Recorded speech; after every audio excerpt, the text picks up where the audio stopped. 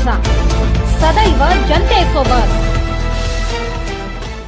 नाशिकमध्ये नवऱ्यानं बायको आणि सासूला जिवंत जाळण्याचा प्रकार केल्याची धक्कादायक घटना समोर आली आहे। सिन्नर तालुक्यातील सोनांबे गावामध्ये ही घटना घडली आहे। नवऱ्यानं आधी स्वतःला पेटवून घेतलं, त्यानंतर तो बायको आणि सासूच्या अंगावर जाऊन झोपला। या घटनेमध्ये दोघेही गंभीररित्या जखमी झालेत।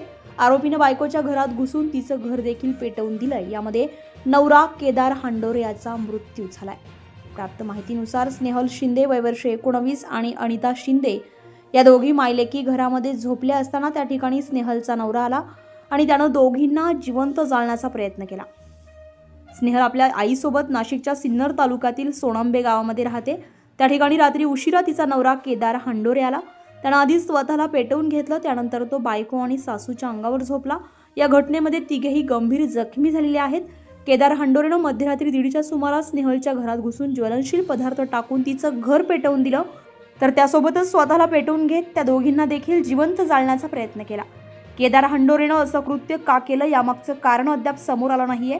स्नेहल आणि तिच्या आईची प्रकृती गंभीर आहे। स्नेहल 50% भाजली तर तिची आई 65% भाजली आहे।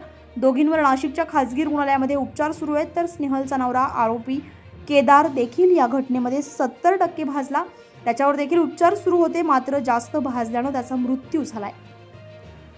आज दिनांक 7/4/2025 रोजी सोनारी तालुका सिन्नर या गावी राहणारे सोमनाथ शिंदे यांच्या घरी ते स्वतः, त्यांची पत्नी अनिता सोमनाथ शिंदे आणि मुलगी स्नेहल केदार हांडोरे हे तिघजण झोपलेले होते।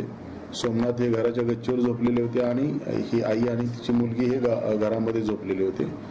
त्यावेळेस यांचा जो जावाई आहे म्हणजे स्नेहलचा पती केदार हा त्या ठिकाणी आला आणि त्यांच्यामध्ये त्यांच्या सांसारिक कारणावरून काही वाद असावेत आणि याच्यामध्ये हे अनिता, स्नेहल आणि स्वतः केदार हे भाजलेले आहेत। स्नेहल आणि अनितावर श्रीजी हॉस्पिटल नाशिक या ठिकाणी उपचार चालू आहेत। या दरम्यान वरिष्ठ अधिकाऱ्यांनी घटनास्थळाला भेट दिलेली आहे। फॉरेन्सिक एक्सपर्टला आम्ही घटनास्थळी पाचारण केलेलं आहे। याच्यामध्ये ते जे ज्वलनशील पदार्थ कोणता होता वगैरे त्या संदर्भात आम्हाला अधिक चौकशी करणं गरजेचं आहे।